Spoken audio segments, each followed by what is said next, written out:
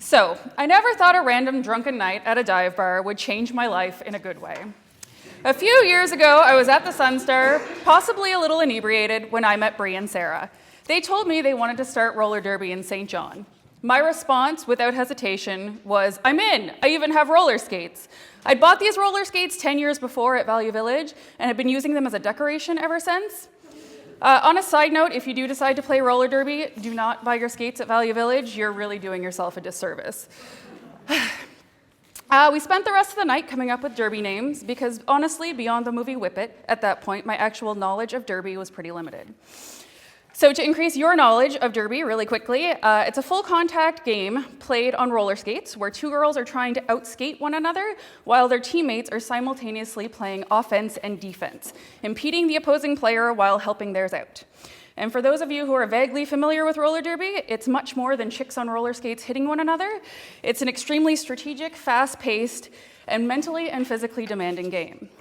The next morning, this encounter was all but forgotten.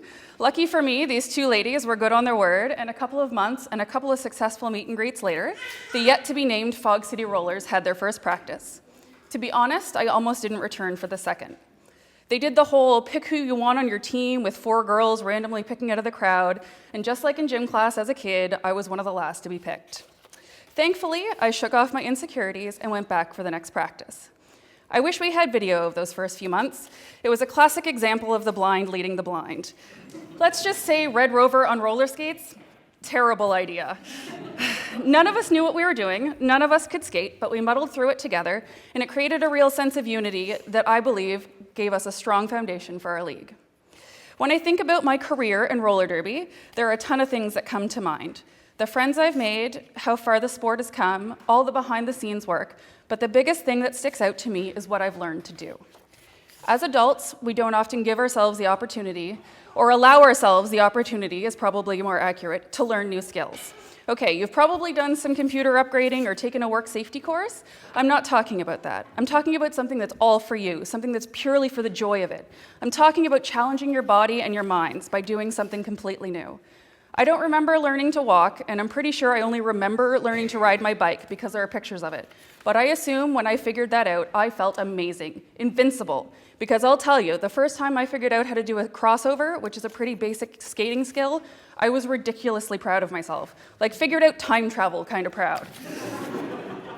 In those first few months, my body didn't know what was going on. I was using muscles I didn't even know I had, and I was covered in bruises.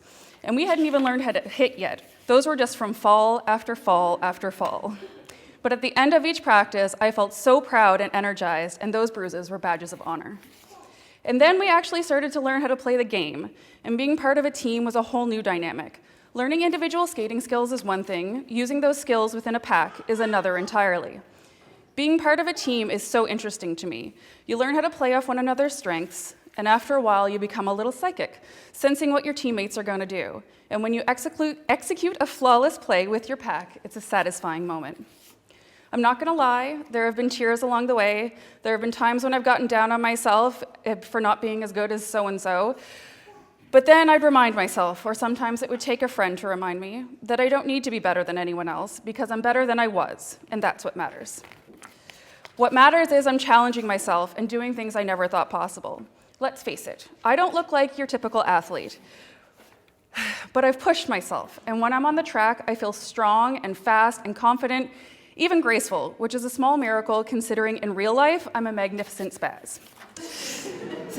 And now I have the privilege of being one of the co-captains of my team, and I feel so honored that my teammates allow me to share what I've learned. I kind of feel like derby is the gift that keeps on giving. Now at the end of each practice, I'm not only excited about what I've accomplished, but to see the incredible leaps that my teammates have made. So, when was the last time you let your body show you what it was capable of? Do not underestimate yourself. It's tricky, I realize. Work is crazy, kids have their own activities. There's housework to be done, and you're exhausted. But instead of being exhausted, why not be exhilarated? Because you know physical activity gives you energy. It doesn't have to be derby, although we are always recruiting. It could be your first 5K, or belly dancing, or boxing. I forgot what my body was capable of, and now that I've gotten a sense of what I can do, I want to keep pushing myself, to keep surprising myself with what I can actually do. So, to conclude my little rant, I'd like to ask you, what challenges are you and your body going to take on?